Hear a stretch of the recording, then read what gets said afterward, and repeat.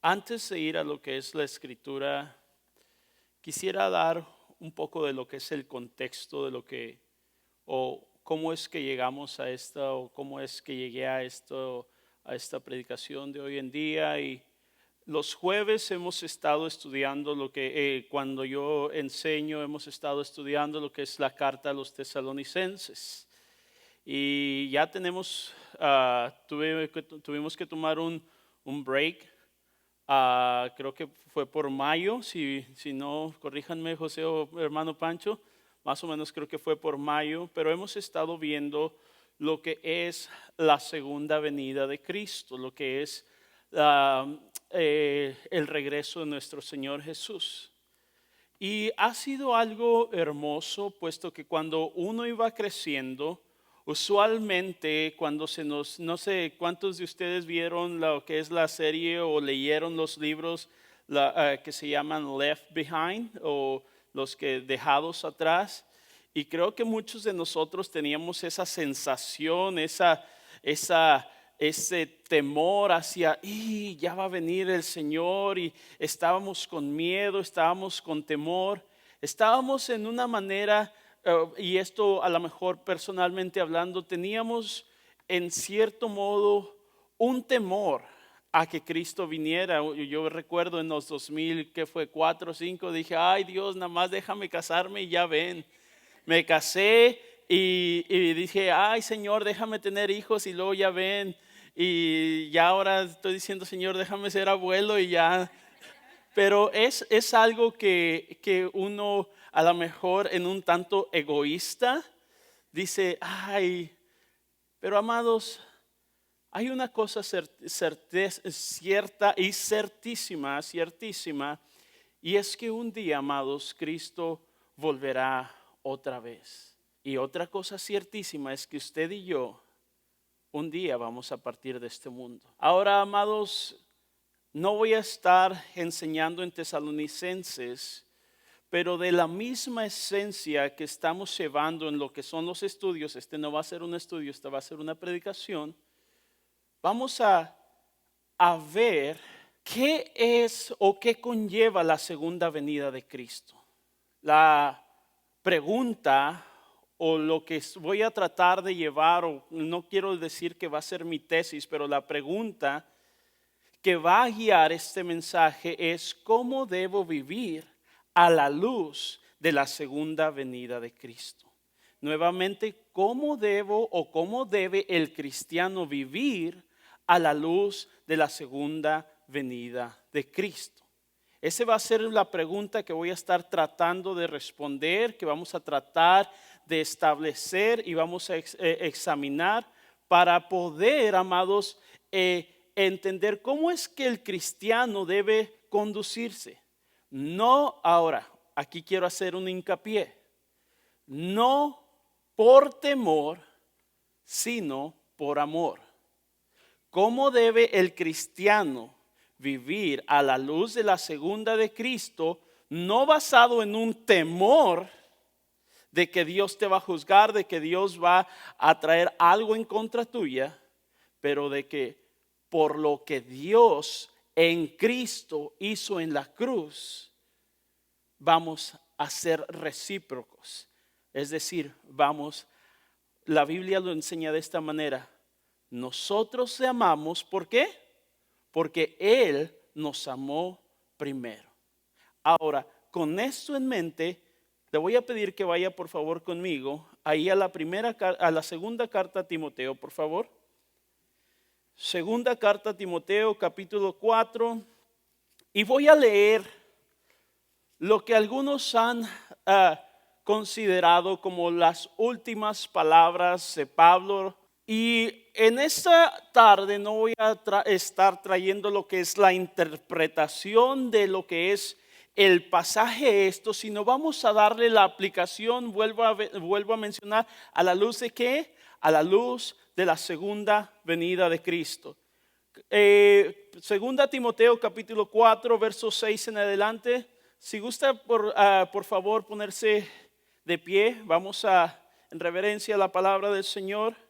Segunda Timoteo 4, 6 al 8 dice de la siguiente manera: porque yo ya estoy para ser sacrificado, estoy leyendo en la Reina Valera, y el tiempo de mi partida está cercano. He peleado la buena batalla, he acabado la carrera, he guardado la fe. Por lo demás, me está guardada la corona de justicia, la cual me dará el Señor, juez justo, en aquel día, y no solo a mí, sino también a todos los que aman su venida. Hasta ahí. Vamos a orar. Señor, en esta tarde pedimos tu gracia, pedimos tu favor. Señor, tú sabes lo débil que soy, pero yo sé que tú eres fuerte, tú eres portentoso y tu palabra es única, es verdadera, es eficaz. Así que, Padre, yo te pido que por tu Espíritu tú me ayudes a transmitir, Señor, a compartir el mensaje que tú has traído y que tú tienes para cada uno de nosotros. Que mis hermanos, hoy yo, que cada uno podamos atender al llamado de tu voz. En Cristo Jesús te lo pedimos. Amén. Amados, ocupen su lugar. Gracias. Bueno, esta enseñanza la he titulado Un amor o amor en contraste. Ahora estaba pensando un amor, pero no puede ser porque hay diversas maneras de amor, pero vamos a ver por qué es un amor en contraste. Amor en contraste. Ahora, para darle luz, ¿qué es lo que estamos leyendo? Ángel, acabas de leer, ¿qué es lo que el apóstol Pablo está diciendo hacia el final de su vida? El apóstol Pablo está mencionando estas últimas palabras, este último encargo. El apóstol Pablo había predicado el evangelio, había llevado el evangelio, había comenzado después en Hechos 9, no sé si recuerdan Hechos 9, después, primero, antes de ir a Hechos 9, en Hechos 7, Pablo está presente cuando se apedrea a Esteban. ¿Recuerdan a Esteban, el primer mártir cristiano? Y la Biblia dice que los que apedrearon a este hombre, a Esteban, pusieron sus mantos a los pies de un hombre, y este hombre era Saulo de Tarso, que después vino a ser llamado Pablo. En el que avanzamos un poco en Hechos 9, y en Hechos 9 se nos da no puedo decir la biografía, pero el relato de cómo es que Pablo vino a conocer a Cristo. Pablo iba de camino a Damasco con ese celo que lo caracterizaba, iba de camino a Damasco con esa enjundia para capturar más de los del camino, que así se les llamaba a los cristianos, y en ese trayecto él ve una luz mucho más potente que el sol. Y hermanos, aquí quiero hacer una observación. En ese tiempo o en esa parte del año, en esta región que es una región desértica o semidesértica, más desértica, y si no, pastor, está casi puro desierto, ¿verdad? Ok, y el sol estaba tan refulgente que no sé si han escuchado, aquí hago una ilustración, no sé si han escuchado que algunas partes aquí en California está 117, 115, 120. Imagínense cómo está el sol en esas instancias. Bueno, amados, algo un poco parecido, pero Pablo ve algo mucho más resplandeciente que el sol en su apogeo. Y él dice que aquí salió una voz, y de esa voz le dijo: Pablo, ¿por qué me persigues? Ese fue el inicio de aquella gran vida. Pablo había hecho tantas cosas, había predicado el evangelio, había pasado por diversas aflicciones, había sufrido en su cuerpo, había navegado, había sufrido naufragios. Pablo era o es el modelo que nosotros, o que muchos de nosotros líderes queremos seguir. Y eso es cuando Pablo estaba en su apogeo, dicen en inglés en su prime. Sin embargo, cuando le está escribiendo la carta a Timoteo, Pablo es ya un viejito. Y al decir viejito, ya está avanzado en edad. Ya no tiene fuerzas. Está cansado. Lo más probable es que está recluso o recluido en una de las cavernas ahí en Roma. Y ya sabe que ya no hay de otra, más que la única salida será su muerte. Pero en esta instancia, ahora, aquí amados, ¿cuántos de ustedes han estado con alguien que está en su lecho de muerte? Y ya en el lecho de muerte, yo no sé si, yo no lo he, ¿cómo se llama? Yo no lo he vivido, que alguien me diga mentiras. O que de alguien me diga, ¿sabes qué? Yo fui y jugué, no sé, en la NFL, o yo hice esto, yo hice aquello. No, usualmente en el lecho de muerte, la persona si tuvo un problema con su esposo, con su esposa, con sus hijos, con sus padres, no sé. Llega un momento en que es tan grande el momento en el que va uno a pasar de esta vida a la otra que uno quiere irse en paz. Uno quiere irse limpio, uno quiere irse sin preocupaciones. Y dice, ¿sabes qué? Perdóname por lo que hice. He escuchado eso algunas veces, o escuché eso algunas veces. ¿Sabes qué? Perdóname por ser un mal padre. Perdóname por ser una mala madre. Perdóname por ser un mal hijo. Y de ahí la persona como que descansa y se va. Amado, es casi imposible experimentar o ver que alguien que está a punto de encontrarse con la muerte te diga algo que te va a desalentar o va a ser totalmente irónico. Y ese es Pablo aquí. Ahora, Pablo no le está escribiendo a cualquier persona. Pablo le está escribiendo a aquel a quien él considera su hijo en el Evangelio. Y al estar escribiendo a Pablo a su hijo en el Evangelio, él le hace una encomienda muy encarecida, muy solemne. Y dice ahí en el verso 6, si van por favor conmigo, porque yo ya estoy para ser sacrificado. Mire cómo dice la Biblia de las Américas, la versión de las Américas dice, porque yo ya estoy para ser derramado como una ofrenda de libación. La Nueva Traducción Viviente dice lo siguiente, en cuanto a mí, mi vida ya fue derramada como una ofrenda a Dios. Ahora, esta Nueva Traducción Viviente creo que captura más y esto es lo que les estaba comentando al principio, Pablo ya vivió su vida. Pablo ya dio lo mejor de sí por el Evangelio. Pablo recorrió caminos, navegó, llevó el Evangelio. Y Pablo está diciendo, ¿sabes qué, Timoteo? Yo estoy aquí y ya mi vida está a punto de ser terminada. Ahora, no sé si recuerdan algunos otros personajes en la historia bíblica. Uno de ellos era un viejito, otra vez, que ya tenía como 80 años y estando allá pastoreando las ovejas de su suegro, Dios se llama.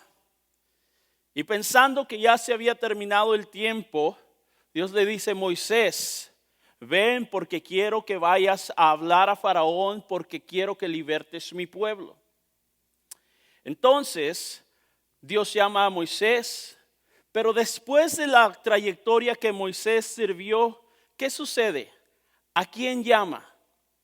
Dios llama a Josué y le dice, ¿sabes qué? Es tiempo de que recojas la batuta y corras y sigas corriendo, lleves a Israel a donde yo le dije a Moisés que debía llevarlo. De igual manera, no sé si recuerdan el profeta Elías, cuando el pueblo de Israel estaba totalmente volcado hacia los Baales, cuando el pueblo de Israel estaba totalmente yendo hacia otros dioses, Dios levanta a Elías y Elías empieza a traer de nuevo el corazón de aquellos que habían desviado su corazón, que habían desviado su amor de Dios hacia los Baales, y Elías trae de nuevo ese corazón. Dios lo usa para reavivar el fuego que había por Dios o el amor por Dios. Pero como todos, amados, tenemos una fecha de límite, un tiempo en el cual vamos a caducar. Dios le dice a Elías, ¿sabes qué? Ves y pon tus manos sobre Eliseo, porque es necesario que lo que yo empecé contigo lo siga Eliseo.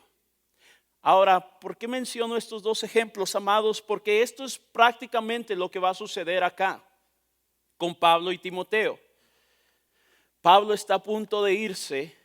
Pablo está a punto de ya ser, la historia o la tradición cristiana se nos dice que él murió decapitado. Y Pablo está en el último tramo de su existencia. Y es ahí donde él dice lo siguiente: porque yo ya estoy para ser sacrificado y el tiempo de mi partida está cercano. Ahora aquí es lo que voy a acentuar un poco más, y aquí es donde voy a habitar o a estar por los próximos minutos. Y es donde quiero que veamos por qué es un amor o amor en contraste. En estos versículos, amados, quiero que notemos, tengo solamente 2 puntos o dos puntos, y estos los voy a dividir en 4 subpuntos. Ahora, ¿qué es esto, Ángel? No queremos saber de homilética o hermenéutica, pero es la manera en que podemos entender y llevar la línea de pensamiento para que no nos perdamos tan fácil. Ahora, voy a hacer un contraste. ¿Cuántos de ustedes saben qué es un contraste? Si aquí digo blanco, acá va a ser negro. Si aquí digo caliente, acá va a ser frío. Ok, es una comparación, es un uso literario para el cual vamos a estar comparando 2 cosas o 2 personas, etcétera, etcétera. En este caso, vamos a estar comparando el modelo de Pablo y ¿cómo es que vamos a llamar a esto? Primero vamos a titular, o el primer punto que tengo es los que aman el retorno del Señor. Y el segundo punto va a ser los que aman este mundo. Ahora, para esto, amados, necesito que leamos un poco más. Vaya conmigo al verso 9 en 2 Timoteo 4. Dice el 9 y el 10. Procura venir pronto a verme. Recordemos que le está hablando a Timoteo.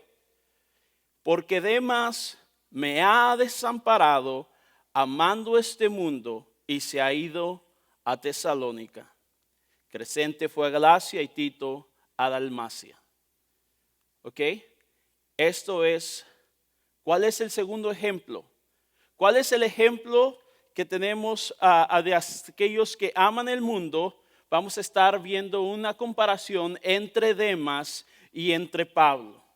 Ahora, voy a empezar, aunque ya hice un preámbulo acerca de quién es Pablo, voy a empezar de atrás para adelante. Y voy a empezar con Demas. ¿Cuál es una característica de aquellas personas que primeramente, o el contraste de aquellos que pelean la buena batalla? Esto lo puede ver, Pablo dice que he peleado la buena batalla en el verso 7, he acabado la carrera, he guardado la fe. ¿Cuál es la característica o lo contrario de aquellos que no pelean la buena batalla, amados hermanos? Es aquellos que sucumben ante los deseos de la vida, los deseos de la carne y los deseos o la vanagloria del mundo. Nuevamente, ¿cuál es lo opuesto a aquellos que pelean la buena batalla? Vuelvo a mencionarlo, son aquellos que sucumben o aquellos que se rinden ante lo que son los deseos de la vida, los deseos de la carne y la vanagloria de este mundo.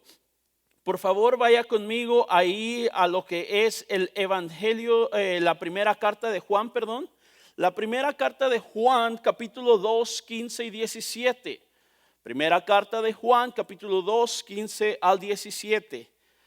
Voy a ir un poquito más rápido y si gusta anotarlo, que necesito, el tiempo nos está ganando.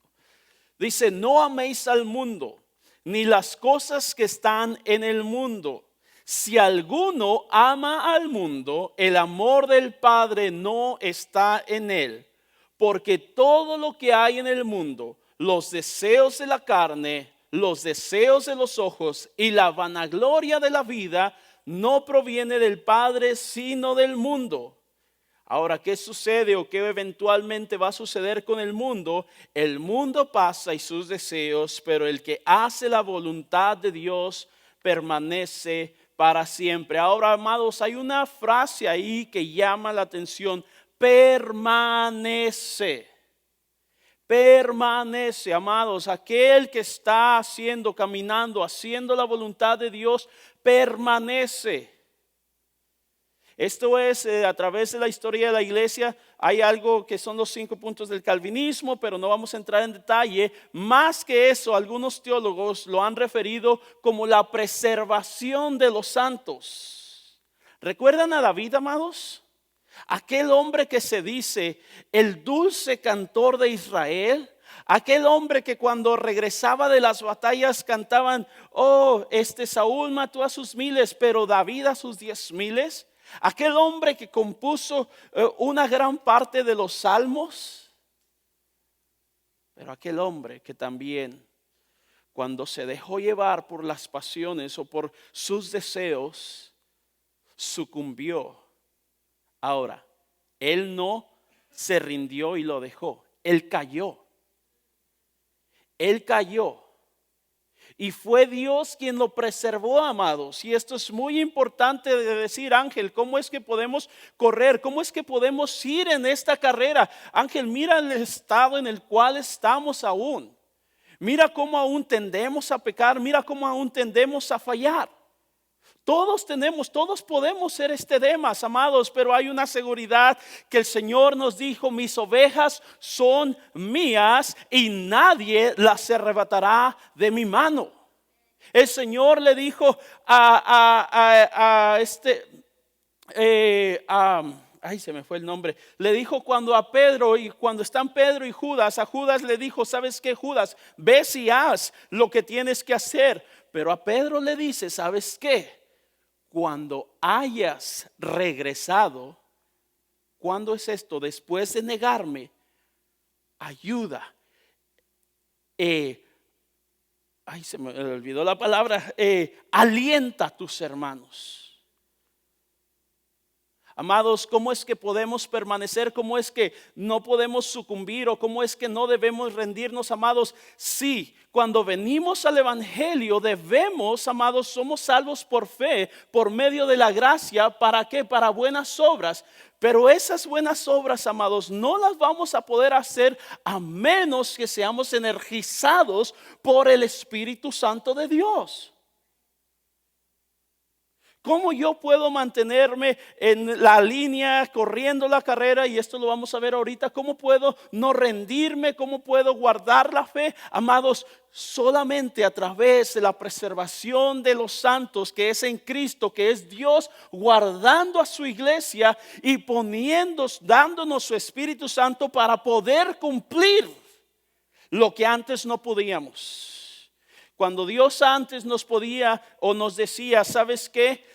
No mates, no hurtes, no juzgues, no hagas esto, no hagas lo otro. Y nosotros en nuestra capacidad humana, amados, no podíamos. Pero ahora, ¿sabe qué? Tenemos el Espíritu Santo. ¿Cuál es la distinción entonces entre aquellos que sucumben ante los deseos de la vida, ante los deseos del mundo y ante los deseos de la carne? Amados, es que no ha habido un nuevo nacimiento o una nueva regeneración.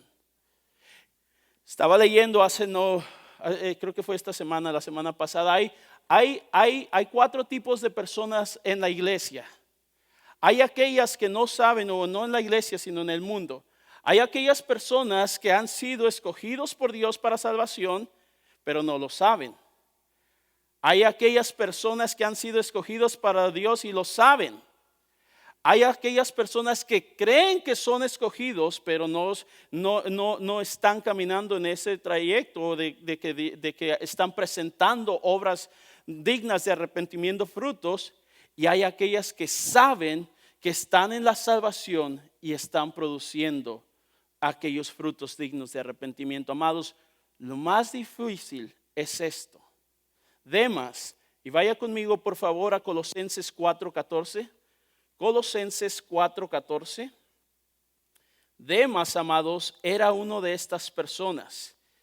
Y Demas era uno de los que pensaba que estaba en la iglesia, o que estaba en la iglesia, y dice: no, pues yo estoy listo, yo asisto a la iglesia, yo estoy predicando, yo estoy cantando, yo ayudo con los niños, yo hago esto, ayudo acá.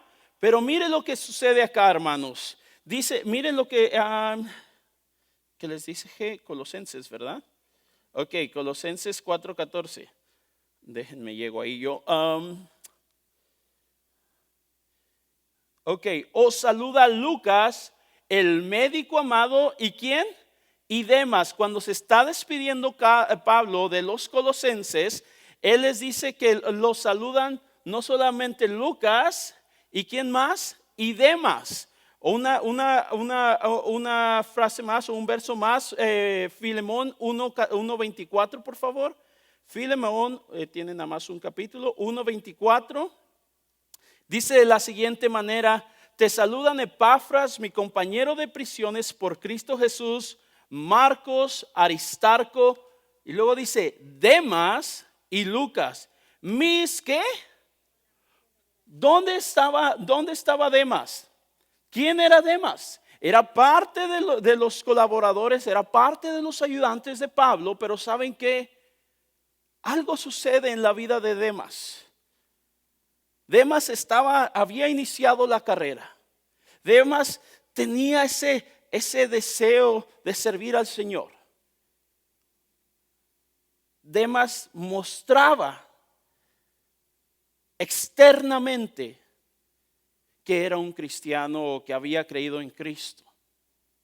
Pero ¿qué sucede? Volvamos por favor ahí a lo que es en Timoteo. Capítulo 4, verso 10. Porque Demas me ha desamparado. ¿Y por qué lo desamparó Demas? Recuerden, el contexto de la segunda venida de Cristo, no quiero tratar acerca de algo que infunda miedo, sino Demas, y esa palabra que dice ahí, dice amando. Él no temía, o él no amaba la segunda venida, él no estaba esperando por la segunda venida, en el sentido de que él estaba corriendo esta carrera, él estaba guardando la fe, él estaba presto él estaba produciendo frutos dignos de arrepentimiento. Pero últimamente, aunque Pablo lo tenía como colaborador, aunque Pablo lo tenía como alguien servicial, alguien que estaba ayudándole en el ministerio, últimamente, amados, Demas, ¿qué dice que sucedió en su corazón? Amó más este mundo. Las cosas de este mundo, amados, parecen ser buenas al tiempo, pero últimamente, o en el último plano, amados, van a tomar nuestro corazón y nos van a llevar fuera de Dios. Ahora aquí quiero hacer un paréntesis. Ángel, entonces nos vamos a hacer unos monásticos. ¿Sabe usted cómo surgió lo que es los monasterios? Cuando los cristianos que en el primero y segundo siglo, querían agradar al Señor, pero vieron que tercer siglo y cuarto siglo, Constantino, pero vieron que la iglesia se había mezclado con el Estado y ahora la iglesia estaba totalmente diluida. Hubo cristianos que dijeron: ¿saben qué? ya no queremos vivir en las ciudades, ya no queremos vivir en las aldeas, mejor nos vamos a ir al desierto. Y es así como empezaron algunos de estos. Pablo el ermitaño es uno de sus nombres, uno de los primeros que se fue. Y empezaron a vivir por sí solos. Pero la Escritura nos manda, amados, que seamos la luz y la sal de la tierra. Que en medio de una generación perversa brillemos y demos el testimonio de que somos hijos de luz. Amados, aquí quiero hacer mención, no se trata de que nos salgamos del mundo. Pablo dice, puesto que sería imposible, sino que estando en el mundo reflejemos aquel que es la luz del universo, la luz que resplandece sobre todo y sobre todas tinieblas, que reflejemos a Cristo. Sigo ahí. Una cosa más que quiero hacer mención y es lo siguiente. Dice Pablo que no permaneció, el apóstol Juan dice que, pero el que hace la voluntad de Dios permanece para siempre. Vuelvo a notarlo, no es que permanece porque nosotros somos capaces, porque nosotros somos los mejores, sino porque Cristo hizo la obra en la cruz y por lo que Él hizo, ese sacrificio fue suficiente para que usted y yo podamos caminar, y nos dice el apóstol Pablo en Romanos y en Gálatas, en vida nueva. Ok, aquí quiero enfatizar esto, amados. ¿Cuál es el contraste entre los que están corriendo la carrera o los que pelean, entre los que pelean la buena batalla, amados, y los que sucumben ante las tentaciones? Es amados, aquellos que han sido llamados por Dios a pesar de que fallan, a pesar de que caen, a pesar de que tienen errores garrafales, como en el caso de David, siguen adelante. Y esto no es porque ellos sean los mejores, porque ellos sean los más favoritos de Dios, sino porque Dios los preserva, los levanta y los va a llevar últimamente hasta el destino final, que es en gloria. Segunda cosa, amados, dice Pablo ahí en el verso 7 de 1 Timoteo, dice, he peleado la buena batalla. Y luego dice, he acabado la carrera. Amados, ¿cuántos de ustedes han comenzado algo y lo han dejado a la mitad? No levante su mano. Yo soy culpable, dijo, mea culpa, mea culpa. Muchos de nosotros comenzamos ciertas... yo creo el que todos, o si no la mayoría de nosotros, se llega el 31 de diciembre y el 1 de enero, ¿qué decimos? Este es el año, ¿a qué? A bajar esta pancita que tenemos. Y se llega y empezamos la primera semana, la segunda semana, la tercera semana más o menos. La cuarta semana ya le decimos a la esposa, ¿sabes qué? Échame un buen pedazo de bistec o algo. O usted al esposo le dice, llévame a una steakhouse o algo, a una In-N-Out. Y ya para febrero, amados, nos recuerda, uno tiene su esposo, su esposa y dice, oye, pues no que ibas a bajar, no que ibas a ir al gimnasio, no que ibas... Sí, empezamos el otro año, a ver qué pasa. Y se nos olvida lo que en un principio quisimos o el propósito que teníamos. Amados, cuando venimos al Evangelio, el propósito es que un día estemos con nuestro Señor y con nuestro Salvador. Pero ¿sabe qué, amados? El camino del cristiano no es fácil. El camino del cristiano no es fácil. ¿Cómo lo ilustro?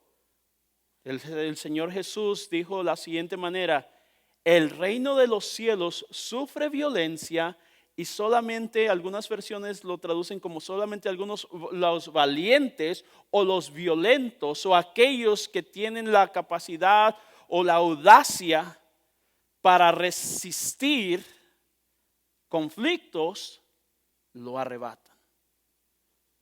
Hay una palabra en Apocalipsis que me llama la atención y que dice en la Reina Valera: los cobardes no heredarán el reino de los cielos. Ya como que ya todos ahí como que, uy, no hombre, me dan miedo los ratones, ya me estaban diciendo. Y no, en eso sí, hermanos, ahí sí soy cobarde. Confieso. Pero lamentablemente muchos comenzamos la carrera. ¿Se acuerda cuando recibió a Cristo, cuando vino al conocimiento del Evangelio? Usted quería hablarle hasta el perro, aunque no tuviera perro, pero hasta ahí, o hasta, no sé, dijo mi niña, un paréntesis por eso: papi, los perritos se van al cielo. Y dije, ay, no sea mami, pero usted tenía ese deseo de predicarle a cualquiera que se le parara enfrente. Y poco a poco como que se va achicopalando, dicen algunos, decimos algunos, se va como perdiendo el fuego y como que, ay. Y a veces hasta llegamos a pensar, ¿será que soy salvo? Ahora, esto es bueno pensarlo en ciertas instancias para ver cómo está nuestra vida. Pero empezamos a ver las aflicciones de la vida, empezamos a ver cómo es que se levantan los vientos y las mareas. Y ¿será que habré tomado la decisión correcta? Allá donde estaba todo fácil. O como estaba antes, estaba más o menos fácil. Se me hace que estos cristianos, como dice el pastor, que le lavaron el coco y me lavaron todo, dijo el otro. Pedro, cuando Jesús le iba a lavar los pies, dice, no me laves. Pero ya después que le dijo Jesús, si no te lavo, entonces no vas a tener parte conmigo. Entonces Pedro, no, lávame todo. A veces así estamos. Y eso es lo que queremos. Pero hermanos, el punto que quiero hacer aquí es un contraste muy notado entre aquellos que perseveran. Vuelvo a usar esta palabra: aquellos que perseveran, aquellos que a pesar de las dificultades, amados, sean físicas, sean cognitivas, sean en la familia, sean en la ciudad. Amados, vivimos en un país que está ciertamente recibiendo el juicio de Dios, amados, y vemos iglesias sucumbiendo, vemos denominaciones sucumbiendo, vemos tantas personas, aún nosotros. Yo no sé si usted, pero probablemente pudiésemos haber tenido el pensamiento de, ¿sabes qué? Esto del cristianismo no es para mí, mejor me voy a hacer lo que andaba haciendo antes. Esto es difícil. Y vuelvo a notarlo, es difícil. La vida cristiana, amados, es imposible en sus propias fuerzas, en mis propias fuerzas. Pero la vida cristiana es posible en Cristo Jesús. En Cristo Jesús. No le voy a decir que va a ser fácil, porque el Señor mismo, si yo le dijera, sabe que todo va a estar bien, va a estar fácil, estaría echándole mentiras, porque estaría contradiciendo a lo que el Señor dijo: en el mundo tendréis aflicción. Confiad que yo he vencido. Es algo hecho, es algo que ya está hecho. Él ha vencido al mundo. Entonces vuelvo a notar el contraste. ¿Cuál es? Primero, Pablo nos dice, ¿saben qué? Yo he peleado la buena batalla, no me he rendido, no he sucumbido ante los deseos del mundo, ante lo que se me presenta, ante las aflicciones. He acabado la carrera. No lo dejé a medias, no inicié algo y simple y sencillamente me di por vencido. Amados, Pablo sufrió azotes, vuelvo a mencionarlo, naufragio, estuvo encarcelado, estuvo en camino en los cuales era peligroso, estuvo en toda situación hostil. Pero ¿sabe qué? Ese hombre nunca se rindió. Ese hombre nunca se dio ante la operación del enemigo, ante la operación de los enemigos, de los judíos, de las turbas. Aunque en una ocasión lo sacaron ahí en Filipos casi como muerto, sabe que él se levantó al día siguiente en cuanto estuvo listo y fue y siguió predicando el evangelio. Una cosa que quiero notar aquí es cuando él dice que él peleó la buena batalla, o que está hablando de la buena batalla en el punto anterior, es que él no rehusó predicar todo el consejo del evangelio. Y cuando aquellos que se infiltraban en la iglesia, aquellos que querían venir y predicar un evangelio diferente, Pablo estaba ahí listo y presto para defender a la iglesia. Es por esto que le dice y le hace este encargo a Timoteo: Timoteo, yo ya estoy para ser derramado, yo ya estoy en lo último de mi vida, pero te toca a ti. Y mira, Timoteo, este es el ejemplo de aquel o de alguien que ama no solamente al Señor en esta tierra, sino ama y anhela que su Señor regrese. Tercer característica de este contraste o de estos contrastes, Pablo dice: he peleado la buena batalla, he acabado la carrera, y luego dice: he guardado la fe. Amados, si puede notar una pauta o una constante o un patrón aquí en todo esto, es que, amados, muchas de estas palabras son como una redundancia para llegar al punto que Pablo está diciendo: Timoteo, no desistas, no desistas. La vida cristiana tiene una última recompensa. Tiene una recompensa gloriosa, una recompensa maravillosa.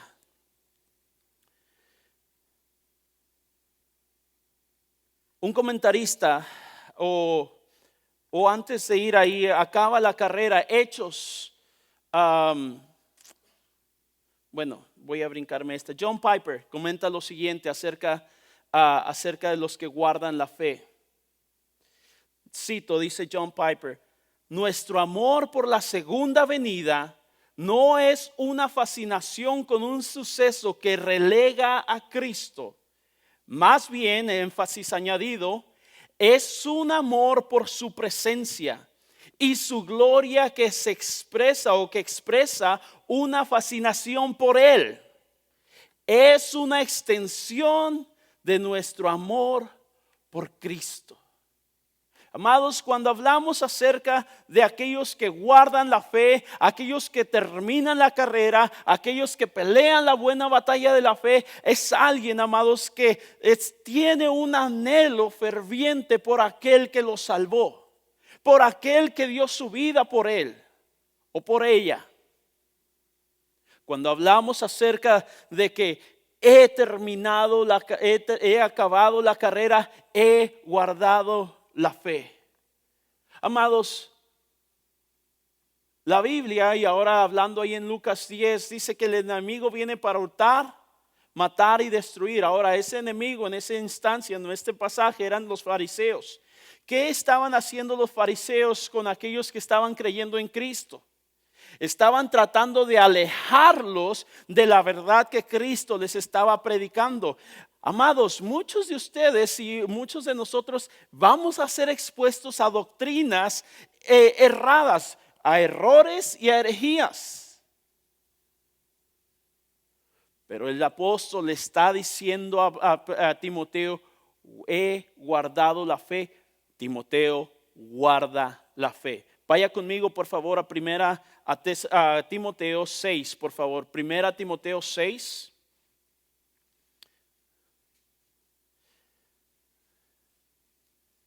Dice de la siguiente manera, capítulo 6, y si gusta usted leer todo el capítulo 6, pero yo voy a comenzar ahí en el verso 8, por favor, hablando acerca de lo que es los deseos de este mundo, algunas de las riquezas y todo deseo de este mundo. Perdón, dice Pablo a Timoteo, 1 Timoteo 6:8 dice, así que teniendo sustento y abrigo, estemos contentos con esto, porque los que quieren enriquecerse caen en tentación y lazo y en muchas codicias necias y dañosas. Que hunden a los hombres en destrucción y perdición, porque la raíz de todos los males es amor al dinero, el cual codiciando algunos, ¿qué dice? Guardaron la fe. No, vuelvo a anotarlo. Se extraviaron de la fe y fueron traspasados de muchos dolores. Ahora, esto es lo que sucedió con aquellos que no habían guardado la fe. ¿Qué sucede? ¿Qué le está diciendo Pablo a Timoteo? Mas tú, oh hombre de Dios, huye de estas cosas y sigue la justicia, la piedad, la fe, el amor, la paciencia, la mansedumbre. Pelea, nuevamente, mire qué es lo que le dice. Pelea la buena batalla de la fe. Echa mano de la vida eterna, a la cual asimismo fuiste llamado, habiendo hecho la buena profesión delante de muchos testigos. Ahora, vaya conmigo por favor ahí en 2 Timoteo 4 y aquí voy a empezar a cerrar. 2 Timoteo 4:1. ¿Quiénes son aquellos que guardan la fe o por qué es el contraste? Mire, Pablo antes de decirle que él ya se va, que él ya va a morir, él le hace esta encomienda a Timoteo. 2 Timoteo 4:1 dice, te encarezco delante de Dios y del Señor Jesucristo, que juzgará a los vivos y a los muertos en su manifestación y en su reino, que prediques la palabra, que instes a tiempo y fuera de tiempo, redarguye, reprende, exhorta con toda paciencia y doctrina. Ahora, ¿por qué le hace este encargo, amados? Y aquí está el detalle. Dijo Cantinflas, no sé si algunos son de por allá, pero dijo Cantinflas, aquí está, dice el 3, dice, porque vendrá tiempo cuando no sufrirán la sana doctrina, sino que teniendo comezón de oír, se amontonarán maestros conforme a sus propias concupiscencias, y apartarán de la verdad del oído y se volverán a fábulas o mitos. ¿Qué sucede, amados? Desde el primer siglo había personas que estaban dejando la fe. ¿Y cuál es uno de estos ejemplos? Demas es uno de estos ejemplos. ¿Cuál es el ejemplo de aquellos que guardan la fe? Pablo le dice a Timoteo, yo he guardado la fe. A pesar de cada una de las situaciones que he tenido, a pesar de cada uno de los desafíos, de las aflicciones, de los tormentos, de las cárceles, de cada una de las situaciones, yo no he tratado de diluir el mensaje del evangelio. Yo no he tratado de hacer que el mensaje del evangelio sea algo para que sea, en inglés dicen catchy, diluirlo, disminuir el mensaje del evangelio. Yo no estoy haciendo eso. Porque yo, y esto es muy importante, le dice en el verso 1, te encarezco delante de Dios y del Señor Jesucristo. Y luego, ¿por qué le dice esto? Que juzgará a los vivos y a los muertos en su manifestación. El llevar el mensaje del evangelio, amados, el diluir el mensaje del evangelio, el trastornar, el cambiar el mensaje del evangelio, un día va a tener una repercusión para todos aquellos que han disminuido, cambiado, quitado, movido el mensaje del evangelio.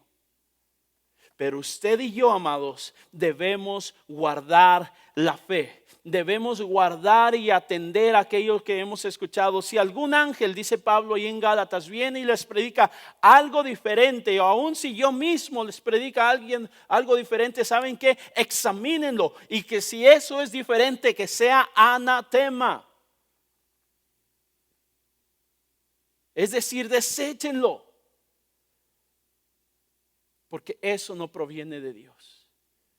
Entonces, 3 características Y voy a cerrar con la última. 3 cuestiones, 3 aspectos del cristiano o cómo un cristiano debe vivir a la luz del Evangelio. Primeramente, amados, el cristiano debe debe pelear la buena batalla. Va a haber situaciones difíciles, va a haber aflicciones, va a haber tentaciones, va a haber incluso caídas y fallos y hierros, hermanos. Pero ¿sabe qué? El cristiano se mantiene porque Cristo lo sostiene. Segundo, no comienza algo y lo deja así. Usted no comienza el cristianismo, usted no comienza diciendo soy santo, perdón, soy cristiano y se aleja a los meses, se aleja a los días, a las semanas, a los años. Usted va a terminar su carrera hasta el lecho de muerte o hasta cuando Cristo venga o hasta que cuando nos lleve. Usted y yo vamos a estar firmes y una cosa más, guardando la fe. Ahora, todo esto, amados, redunda en lo siguiente. Muchos nos vamos con el capítulo 8, con el verso 8 ahí en el capítulo 4 dice, por lo demás, me está guardada la corona de justicia, la cual me dará el Señor juez justo en aquel día, y no solo a mí, sino todos los que aman su venida. Amados, y con esto cierro. El amar la venida del Señor, el desear el regreso del Señor, no es algo que de usted y yo queramos ir para ver el mar de cristal o las calles de oro, o aún estar libre de todo dolor, de toda aflicción, de toda tentación. El amar la segunda venida de Cristo no significa que debemos estar al acecho y temblando por si, y esto ya lo expliqué, si no vinieron, bueno, lo explicamos, vimos lo que es el ladrón en la noche. Nosotros no debemos estar así, porque la Biblia nos encomienda y nos dice, ustedes son hijos del día, ustedes son hijos de la luz. Y ese día, amados, para nosotros será glorioso. Será hermoso. Será algo, amados, que nuestra vida, nuestro ser, nuestro corazón, de la manera que la Biblia lo describe, es que nuestro llanto se tornará en alegría y nuestro lloro en regocijo. La venida del Señor, amados, implica que debemos vivir una vida como si ya el Señor estuviese a la puerta. Ahora, ¿cómo es esto? No significa que debemos temer. No significa que debemos estar viendo las noticias y mira lo que pasó en Israel, mira lo que pasó acá, mira. Significa que nuestra vida debe ser guiada por estas directrices. Primeramente, vamos a pelear la buena batalla, vamos a hacer lo necesario para terminar la carrera y por sobre todo, amados, esa fe una vez enviada y dada a los santos, la vamos a mantener hasta el fin, hasta que nosotros muramos o hasta que Cristo venga. Esa, amados, es la esperanza de gloria. ¿Cómo podemos ver el contraste? Si gusta pasar el grupo de alabanza, ¿cuál es el contraste? Aquellos que perseveran, aquellos que están en la carrera, aquellos que luchan hasta el final, demuestran que están listos para encontrarse con su Señor. Sin embargo, amados, puede haber personas acá en la iglesia que podemos estar seguros o podemos pensar, ¿sabes qué? Yo hice la profesión de fe, yo caminé por el pasillo, yo dije la oración del pecador, pero nunca ha habido un nuevo nacimiento. Yo no estoy hablando de que usted haga una confesión Yo estoy en esta tarde, amados, con todo el corazón, llamándole o haciéndole la invitación a que verdaderamente examine su fe, examine su corazón y se halle